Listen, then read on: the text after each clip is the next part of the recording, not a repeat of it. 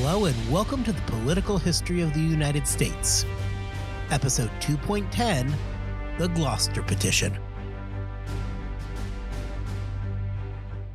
Throughout the months of June 1676, events in Virginia had moved from a simmering discontent to open rebellion. The Burgesses and the governor had reluctantly acquiesced to the demands of General Bacon and his men, mostly because they were at gunpoint and it was either do that or die. By the end of June, however, conditions outside of Jamestown meant that Bacon had to retreat from the Virginia capital. As soon as Bacon was gone, Berkeley dissolved the June Assembly. Back in Jamestown, Governor Berkeley and members of the Assembly were undoubtedly shaken by the events of the past month. Berkeley's power had been tested in every conceivable way, and beyond not playing Charles I to Bacon's Oliver Cromwell, or in other words, escaping the month with his head still attached to his shoulders, Berkeley had seen nothing but a devastating series of losses. The Indian attacks were a somewhat welcome reprieve for those inside of Jamestown, as it brought them time to breathe and reassess their position. I say somewhat because it is important to note that the attacks that drove Bacon out of town were not exactly out on the frontier. The attacks occurred about 30 miles away from Jamestown in New Kent. To give an idea of distance, New Kent is located about halfway between Jamestown and modern-day Richmond. If you recall from our last episode, Bacon was elected from Henrico County, which makes up the eastern half of Richmond.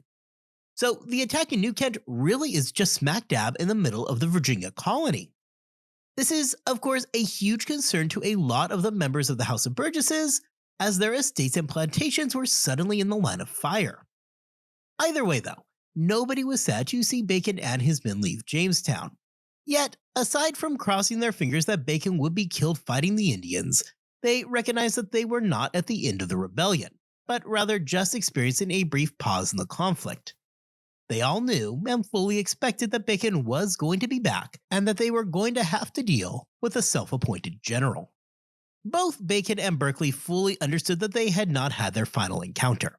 Both men knew that the other was working diligently on a plan for what would go down the next time that they met. As it turns out, the Indian attack had been somewhat of a boon to both men. For Berkeley, the benefit was immediate. The crisis in New Kent drew Bacon and his men out of Jamestown before things took an even more radical turn. Berkeley remained the governor, and as I stated just a moment ago, had his head still firmly attached to his shoulders. Bacon, aware that Berkeley wasn't simply standing still, also found himself in a suddenly advantageous position. Well, likely disappointed his time in Jamestown ended so quickly, Bacon now found himself charged with raising an army to fight the Indians. Beyond that, however, this raid was not on some distant frontier, but right in the middle of the colony. This situation created strange bedfellows. Members of the House of Burgesses lived in the area where the Indians had attacked. Now it was their families that were facing potential mortal risk. Men who had just weeks before been signing acts, basically at the end of a sword, now found themselves begrudgingly giving men to Bacon to fight the Indian threat. Beyond that, these men were openly allowing Bacon to conscript men into service, as well as providing him with the supplies that he would need to carry out his mission. Well, Bacon was going to need to address the Indian threat, something he planned to do with nothing but pure brutality at that. He was also now allowed to raise an army. Everybody, of course, knew that this was a very risky move. Suddenly, Bacon wasn't going to be walking around with some pitchfork-carrying rabble, but instead was going to be leading a bona fide army. This is a very tenuous situation for Berkeley, and indeed the entire assembly. The primary objective then, for both sides, is going to be the recruitment of numbers to their individual cause.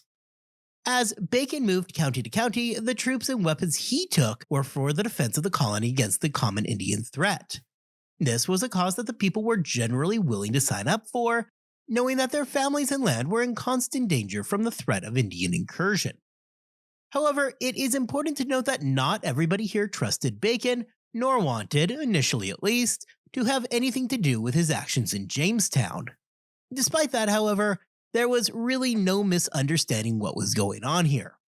The assumption was, and ultimately it was a correct assumption, was that the army being raised by Bacon was being done only under the pretense of fighting the Indians, and that what Bacon was really doing was building his Revolutionary Army. Bacon made his way throughout Virginia seeking supplies and men. Among the men Bacon was able to recruit were servants and slaves. Not only did Bacon offer them an escape and some adventure in an otherwise hard and tedious life, but he also offered them hope for a future. This, however, did not come without controversy, as many of the smaller planters were not super thrilled with the idea of serving next to slaves. Likewise, Bacon was dealing with a serious concern from the small planters that as soon as they left to fight the Indians, Berkeley and forces would just gobble up their land. So there was serious hesitation to leave their land unprotected from both the Indians and the troops loyal to Governor Berkeley. Bacon was able to counter with the fact that the Indian threat directly affected them, and that regardless of their decision to fight or not, the Indians were going to come. Plus, he threw in the best motivator of all, the promise of plunder. As Bacon grew his army, Berkeley knew that he had to respond. There was no doubt in Berkeley's mind that when the war ended, Bacon and his army was going to march on Jamestown.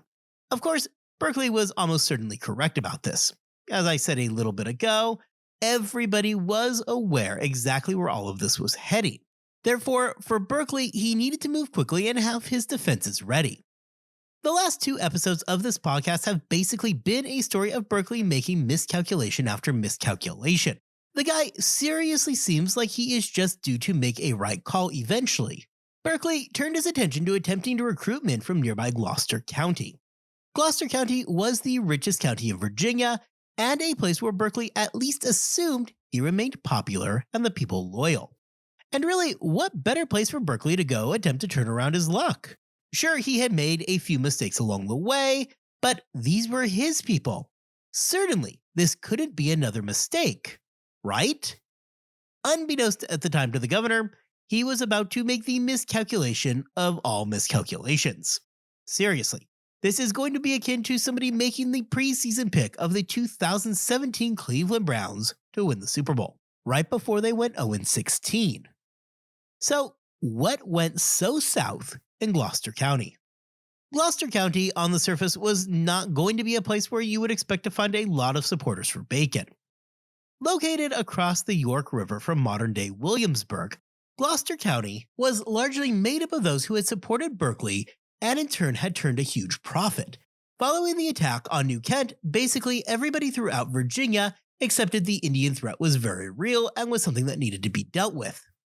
However, responding to the threat posed from the Indians and siding with the rebel Bacon were not necessarily synonymous with each other, despite Bacon's attempts to make it so. In Gloucester County, this is going to ring true. The men there realized and agreed that there was an Indian problem and that a response was required. However, at least for now, they were not wanting to become part of a rebel army against Berkeley. The county therefore had decided to take a third road.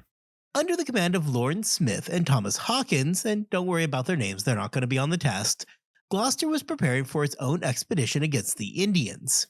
They raised men, gathered weapons, and prepared for battle. They were willing to deal with the Indian threat, but they were going to do so without the need of General Bacon. The first problem, however, came in July when Bacon arrived in Gloucester County. He was intent on gathering men and ammunition. After all, he had been granted the commission to do just this, and he was an officer, and this is what officers did. Bacon came in, collected weapons and goods, much to the chagrin of Hawkins and Smith, as well as several men who went off to fight with him. Though deeply concerned about the potential dangers, the citizens of Gloucester County very reluctantly agreed to obey the governor's commission, because it ultimately was a commission from the governor himself.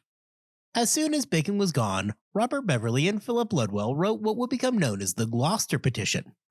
Both Beverly and Ludwell were staunchly loyal to Governor Berkeley, and were anxious to bring the rebel Bacon to heel. The petition was signed on behalf of the inhabitants of the county and issued a plea to Governor Berkeley for help.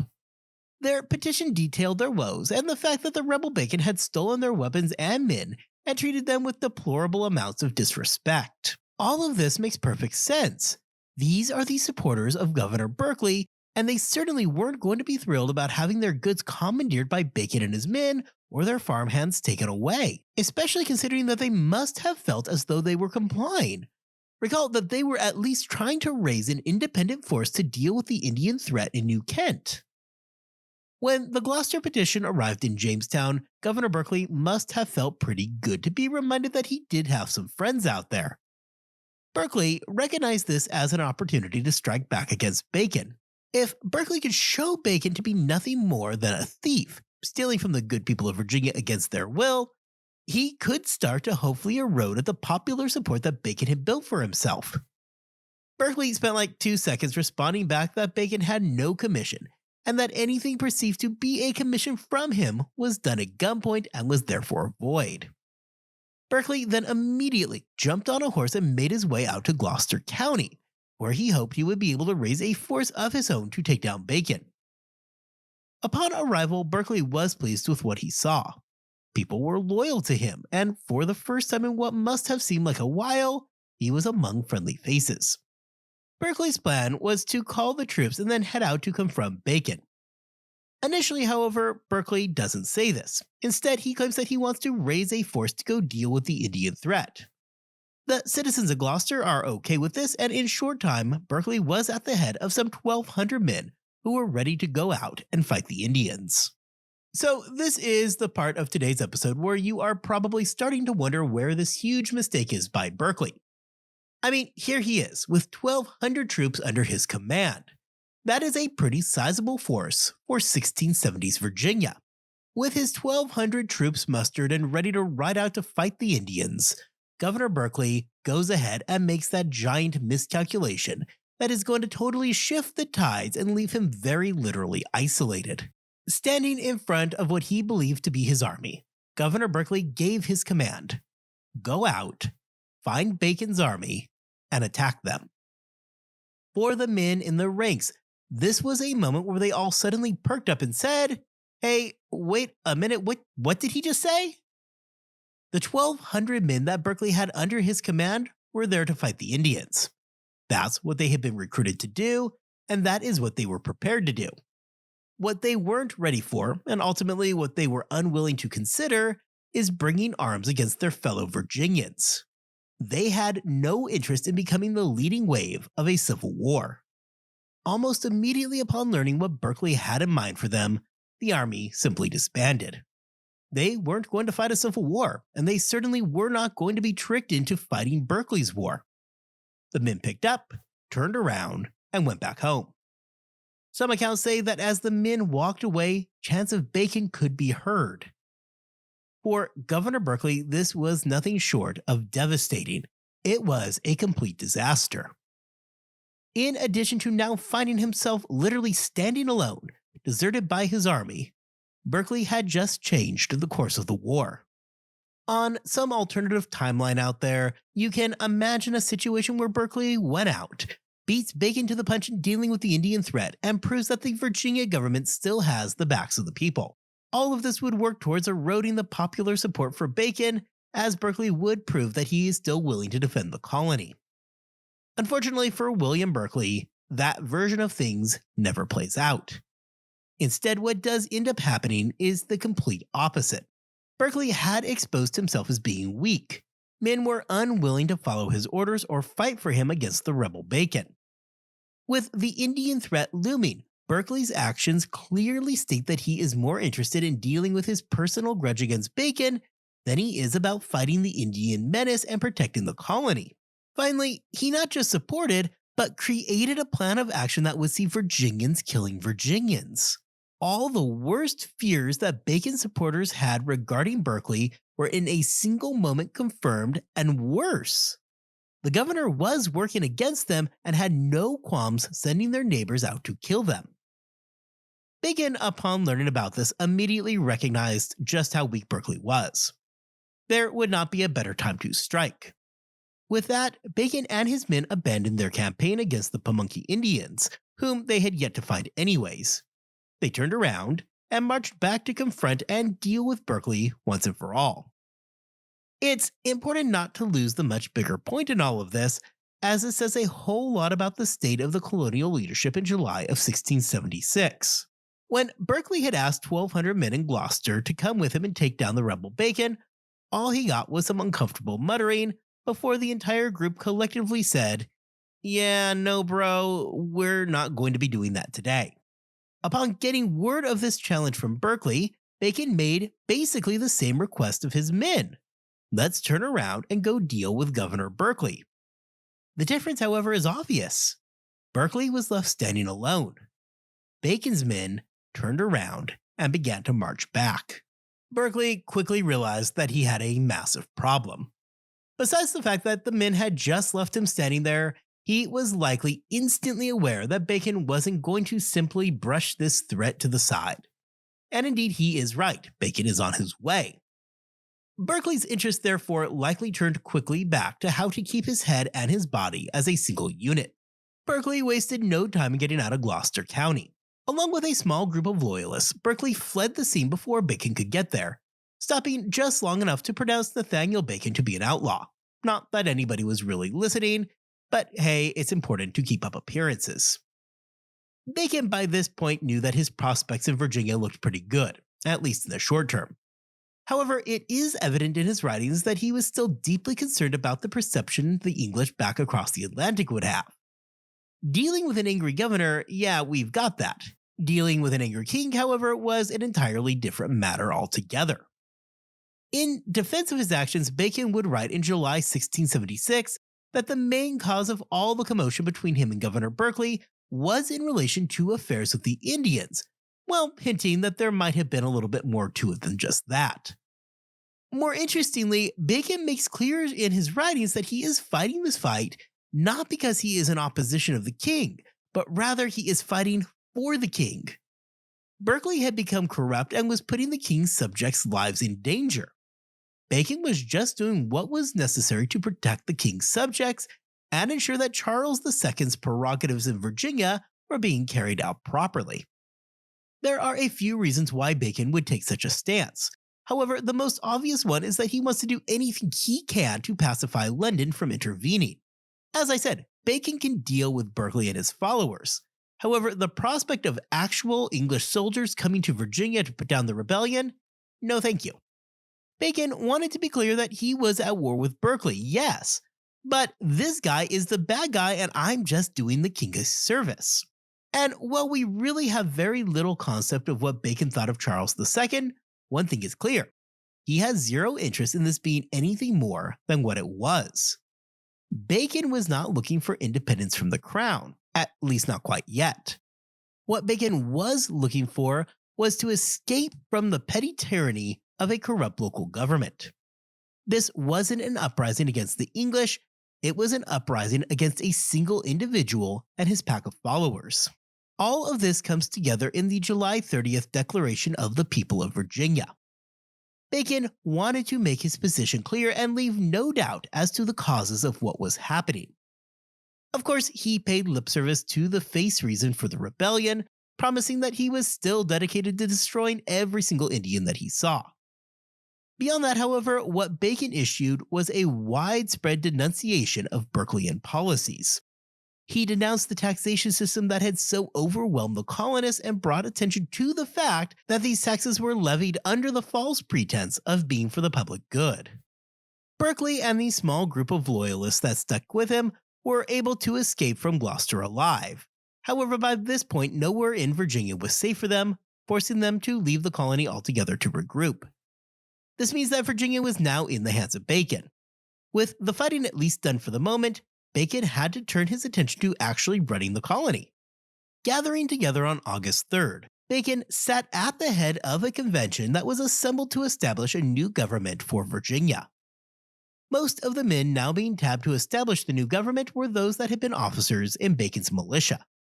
In what would become known as the Act of the Middle Plantation Convention, the new government laid out their grievances and their solutions. The first order of the day, however, was establishing their right to establish a government in the first place. Critically, the Bacon delegation had to establish that they were the legitimate government of Virginia. In order to accomplish this goal, they began by lambasting Berkeley.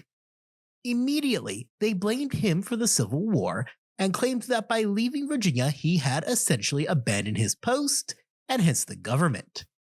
So much as the Declaration of the People of Virginia, This was another chance for Bacon to slam Berkeley. Bacon, understanding that even though Berkeley was currently off in hiding, he still did likely command a good deal of loyalty throughout the colony.